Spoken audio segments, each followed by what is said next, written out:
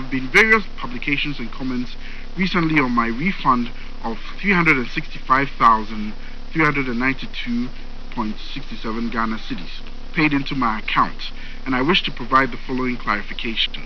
1. While working on my tax returns towards the end of last year, I received tax receipts from the Council of State Secretariat that indicated that some money was paid into my bank account in July 2021 as ex-gratia for my 4-year work as a member of the Council of State, that is from 2017 to 2020.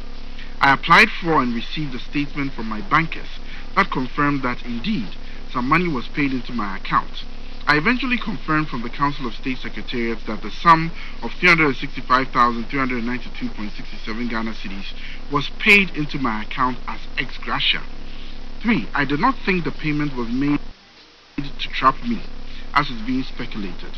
I believe it was paid to everybody who served on the Council of State. However, I thought that extra payment was inappropriate for a short, effectively part-time work, for which I received a monthly salary and was entitled to other privileges. So I was very uncomfortable with it. 4. After weeks of trying, I obtained advice on how to refund inappropriate payments to the state, and on March 4th, 2022, I made the refund into the Controller and Accountant General's Department suspense account at the Bank of Ghana. 5. In my letter to the Secretary of the Council of State, I stated that, and I quote, "It was a great honor for me to have served on the Council of State for 4 years, 2017 to 2020. Even though I served as chairman of one of the 3 committees of the Council, the Economy and Special Development Initiatives Committee, and participated fully in the Council's activities, I do not think my work merited the payment to me of a colossal sum of 365,392.67 Ghana cedis as ex-gratia, in addition to the salary I enjoyed from what was effectively a part-time job." Unquote. 6. I want to add that my rejection of the payment was consistent with my general abhorrence of the payment of huge ex-gratia and other outrageous benefits to people who have by their own volition offered to serve our poor country. Signed, Todge Afefe, the 14th, I believe, dated June 6, 2022. So this essentially set in motion a chain of events that has culminated in some back and forth within the media space, accusations, counter-accusations, and things of that sort. It's getting a bit nasty if you go on social media and you see the aspersions that are cast on all the persons involved in this particular issue, as well as some other angles that people have decided to explore. So we'll try to talk about this within its proper context, and as I said, I guess that in the studio, Honorable Abubakar, Fati Abubakar, how are you doing? I'm doing well, Dr. Woody. Good to see you once again. Good to see morning. you too. Good morning. It's been a while since you've been here, Yeah. but yes, you're here with us today. Yes. So I know you followed this issue keenly, the issue of ex-gratia and matters arising in respect of one of the distinguished chiefs that we have in the country, one of the distinguished traditional rulers that we have in the country, and the back and forth that has ensued subsequently. First and foremost, what are your general thoughts, or what were your general thoughts when this issue came up? The fact that a member of the Council of State has returned or refunded some payment that was made to him as ex-gratia to the state. Once again, good morning, Dr. Voodoo, and to the good people of Ghana, especially those listening to us on Asase Radio 99.5, and those watching us on social media as well. Let me establish this to start with. I don't have any problem whatsoever with the return of the ex-gratia. I don't have any problem with it, and I don't think government does. That being established, I believe as lawyers, given this opportunity, it's the best time for us to do some public education for people to appreciate what is ex-gratia, what ex-gratia is about. First of all, when the letter came out two things that jumped at me when the this letter came out. Two things that jumped at me was the use of word inappropriate, which in the context suggested that the payment was undue because had already been received. And the second word had to do with part-time job. So I believe, like many other people, they didn't have any problem with the return. If there was a legal avenue or legitimate means to return any monies that you don't want, even if it's a donation. Anyways, we even go out there and take grants. So what if there is capacity to mobilize internally? Who will have a problem with that? Nobody does. But when the letter came out, the impression was created, and I'm referring to those two words again, inappropriate payment, that phrase, and also the fact that the work of the Council of State is a part-time job, and it's not deserving of those kind of privileges. I think that is what generally a lot of people like myself wish to educate or explain further to the masses, so that two things can be established: that no crime has been committed. This matter does not border on corruption. No corruption has been done by the AKUFO-ADDO government by way of payment of ex-gratia. And also to establish that in that same context, that those who receive the ex-gratia have not done any wrong, and that those who decide to return it have not been sitting on a moral high horse or doing better than those who did not return it. In fact, if you look at the provisions of the 1992 Constitution, it also puts us in the context that if you are entitled to be paid under Article 71, and those payments are not done by the state, in fact, you can sue the government. So government, being lawful and not lawless, is committed to honoring the Constitution to the latter, until such a time that Ghanaians are ready for the conversation that, do we think the determination of emoluments and Article 71 are no longer serving the purpose for which it was put there, so it should be removed? Then we can go to the table and have that conversation.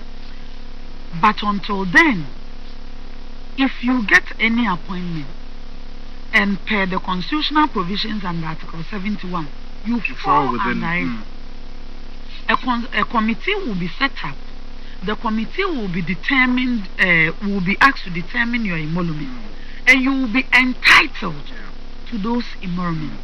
And even those emoluments cannot be varied to your disadvantage by government. So that we will say, okay, this government is out of office. Okay, we came in 2017. The appointees and the NDC who were entitled to ex-gratia, we are not going to pay them. We are not going to pay them. Government cannot even do that. Why can't government do that? You know, since the inception of the 1992 Constitution, every single appointee, every single elected official, because it includes MPs, president and vice president, have received the same privileges that appointees of this government are receiving. And it is because they are entitled. It has also been a convention that usually when there is change in government or rightly after election, you realize that the emolument committees are not constituted on time. Sometimes as late as the third year in office.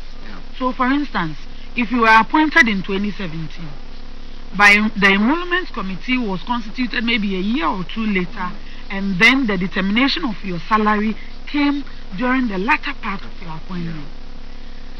The government, through the Controller and Accountant General, would have to find a way to pay you provisional salaries. Pending the final determination. Yes, pending the final determination. And by provisional salaries, look at the interpretation section of Article 71, which comes under Article 71 Clause 3, which says that in this vein, salaries include allowances and even retirement benefits and awards. So until such a time that a determination is made, whatever you are receiving is provisional. That is why if you came in 2017 and you were given salaries or emoluments based on a determination for the previous, 2013-2017 term, you will not get any year-on-year increments, which is recognizing inflation, whatever, no matter the circumstance, until such a time that your conditions are determined.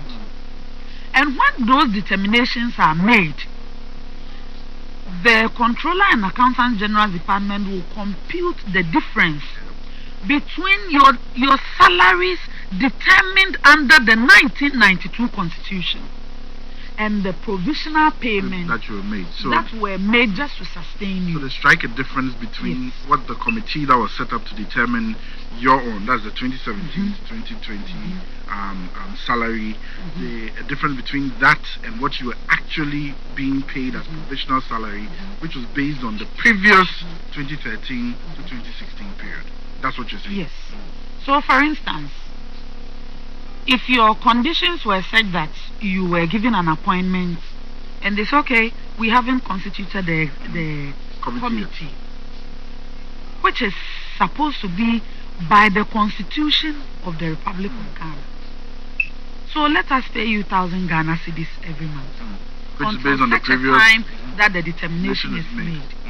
Now, after 3 years, if the committee comes up with a report and say I was supposed to be paid 2,000 cedis a month, it means for all those periods that I was paid 1,000 cedis, they have to calculate the difference of 12,000 per annum, 12,000 per annum for the 3 years, and give me that 36,000 Ghana cedis and add some retirement benefits. So if you look at the composition of the ex-gratia, it is not as if successive governments, maybe there is some excess cash somewhere, and when you are going, they say let's find the quantum, some big chunk of money and give it to you to go and spend just like that without consideration. So that cannot be termed as an inappropriate payment, respectfully. That cannot be. And it also means if you accepted to receive salaries based on the provisional report, your actual salaries were not determined. Yes. When your actual salaries are determined, the government is supposed to pay you. Yeah. So if you choose not to accept your actual salaries and retirement benefits and you return it, I don't have any problem with it. But that shouldn't mean that those who are paid what they are due have done anything wrong. And I believe that is the kind of conversation that should have preceded this thing about, oh, if you return it, then you have done very well. Then it will get to a time where they say, okay, then, well, former presidents, they are retired, they are accomplished, they are successful. Former justices of superior courts, former commissioners, former other people who have served this country well, they have retired, they have done well, they earn their salt, they earn their stripes, but they shouldn't be paid retirement benefits, or they shouldn't even retire on their salary. And I think the kind of system we want to build, where we are able to attract our best brains into public service, if we go on that route, it will not benefit anybody. Because no matter